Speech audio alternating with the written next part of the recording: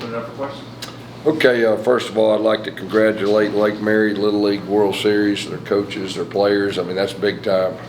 I know a lot of our coaches and players were keeping up with them the last game or so, so real proud of those guys. Week one's finally here, an opponent, New Hampshire. We're looking forward to playing these guys here at home in front of our home crowd. We got a lot of new players. I'm real excited to watch our team play. I think this first game will tell us a lot. About where we're at. But the big thing is just finally getting to play a week one opponent here at home and looking forward to it. Questions? Coach, John Walker put on social media that he had some sort of knee injury. Can you update us on his status? Yeah, he did. He had a lower body injury, I think a couple weeks ago. He's going to be out for an extended period of time. Hopefully we'll get him back before the season's out. I'll keep you updated as it gets closer and all that. And on that note, I saw Dalen Dotson on the depth chart was listed as a defensive tackle. Was that a move because you're not going to have John Walker early on? Well, yeah, and he is a guy that's played inside some. When we were, watching his film, when he went in the portal, he played some 4-eye against Georgia and did some good things too. So he's a guy that is at least familiar there. And then we got some young guys too that, are really coming on and really trying to develop those guys. The good thing at that position, we do have some quality depth, which definitely helps.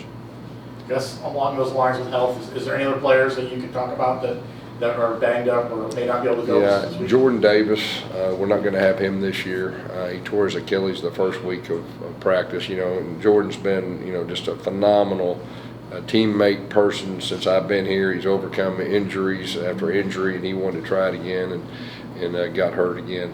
But everybody else, we expect to be ready to go. Coach, typically you talk about this first week still being part of the evaluation process, but in this particular, a lot more transfers perhaps than in the past. Does that change your approach at all, or what's different in your first week evaluation? Yeah, I mean, like I've said, in fall camp, it's been a grind. That was intentional to make sure and bring our team closer together. I talked about our team building things, and all that's great, but there's nothing like being out there. They put the coaches on the sideline and they let the players play. And that's what I'm most excited about, to see how they're going to respond to success, adversity, how close they're going to be, who the leaders are going to step up. Like I said, they make the coaches stay on the sideline for a reason, and every championship team I've been a part of, has been player-led. So all those dynamics, that's what I will be looking forward to seeing, on Thursday. Jaku Brown was listed as number 2 on the depth chart just released. What did he do during camp to earn that? Yeah, we let him go live, a couple of weeks ago in the scrimmage, and it was completely different letting a guy like that go live with his playmaking ability. And him and KJ, they have similar skill sets, and so you don't have to completely change your offense or something like that. But he's still learning, but he has a really talented skill set. He's got a strong arm, and he can run, and so I'm excited to watch him this year. Walk-on freshman D-tackle Tyreek Robinson made the 2D. I was wondering what it means for a guy like that to make it. Oh, when we recruited him, we thought he, had a skill set. I tell the guys, I don't care if you're a 5-star transfer, 5-star walk-on. I mean, everybody's gonna get an opportunity. And he's shown we got opportunity that he deserves to be in the mix to have a chance. He's still young. I mean, he's still a lot to learn, but he does have a skill set that think if he'll keep progressing, that he'll be able to help us.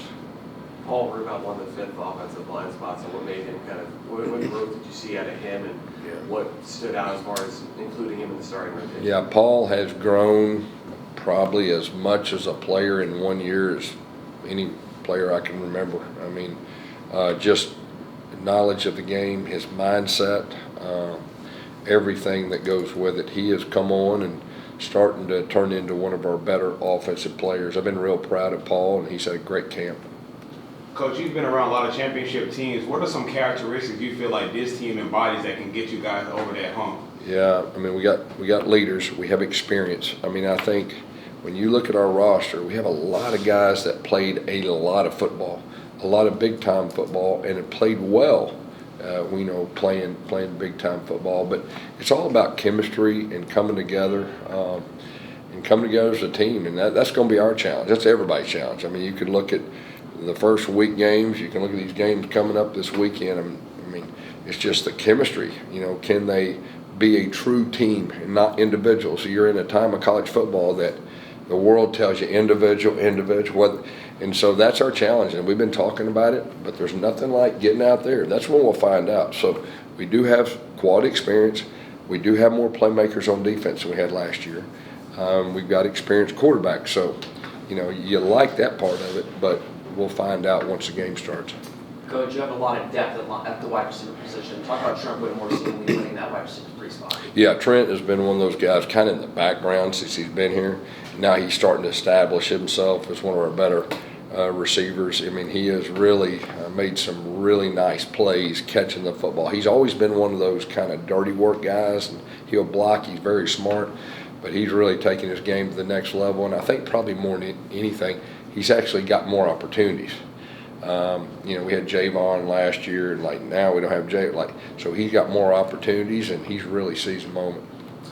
Coach, you mentioned the Lake Mary kids. They set a goal, accomplished it, and you guys have set goals or about to embark on this. Is it motivating even for older players, older coaches to see this come to fruition, and you guys are getting ready to do I think this? anytime somebody does something extremely special and it's in the area and local and all that, and you're already proud of them, I mean, I think that is a really neat deal, not just for us, but everybody in the area. Did you grow up playing Little League? I played Little League baseball. Never was good enough to make it to like a Little League World Series, but yeah, I did it. You talked a little bit about the challenge of having an opponent in front of you. What are the challenges that New Hampshire is going to bring you guys and what you want to see? You know, when you turn on the film, of course, they're going to have quite a few new players just like us. They got a new quarterback. Their quarterback last year, he transferred to Minnesota. They got another transfer, and I think he's a pretty good guy. You know, their defense plays extremely hard. You can tell they're well coached. Their head coach played there, real successful quarterback. They have a lot of pride in their program, and so, you know, we got to play good, clean football. And like this game, honestly, will be more about us than it will be our opponent. But we have a lot of respect for the program. Behind RJ Harvey, you have a gauntlet of running backs. How do you plan to distribute the carries and make sure everybody gets their fair touch? Yeah, you know, it starts with RJ Harvey. I mean, I think everybody knows that. He is set up to have a great year. And we'll have a plan. We'll have a plan going into each game. You know, Coach Cam Martin will have that plan. You know, we'll see how each one goes. The great thing is we have quality depth at the running back position, which you can never have enough of that. So, you know, we'll have different plans each game. You may see two guys on the field at the same time, some two. So we'll just see how each game unfolds. Guys, you talked about this game being a little bit more about your guys' self rather than New Hampshire. What do you want? What do you want to see from your guys out of this game? I want us to play good team football. I want us to be sound on offense without all the penalty crap and all that like we talked about. I want us to be sound on defense, and you know, I want to hear some hits where the crowd goes woo, you know, type deal. And I want to play good disciplined football. I mean, that's really it. It's just getting back to the basics. That's really been what we talked about the whole fall camp, and not have those self-inflicted wounds. And you know, that's the challenge of the first game. You look at those first games. I mean, there's a lot of penalties. I mean, we can't be that team, and you know, hopefully that won't happen. On that note, what would be a quality first start for KJ Jefferson? I mean, I think for him to get out there and play with his teammates and play good, clean football, and you know, get some momentum. How good is this team? How capable are they of achieving? I mean, it's yet to be seen. I mean, like I said, we got experience. We've got some playmakers. We'll learn a lot. I'll learn a lot too, just like y'all will. I mean, you know, the practices are great. You can learn from the scrimmages, especially when your quarterback goes live, but there's nothing like getting on that sideline as one and playing against an opponent and have to adjust, have to overcome adversity, success, how you going to deal with it, and just grow as a team, you know. So well, I'll be able to tell you as the weeks go. Coach, a lot of you and the other coaches talk a lot about not getting too high or not getting too low. A lot of close games taking place over week 0 here. Do you kind of point to those as an example that anybody's vulnerable? Yeah, there's more quality in college football than ever before. You're going to continue that. As long as the portal's like it is, I mean, you're going to have your handful of teams that spend $20+ million that, you know, on the NIL, they probably separate everybody else. I mean, there's a lot of equality And, you know, there's a lot of newness. So we got all our new players, you know, other teams got new players. So, you know, I think that trend will continue. 3 of your spring portal additions were listed as defensive starters between Mack, Sheldon, and Nigel Lee.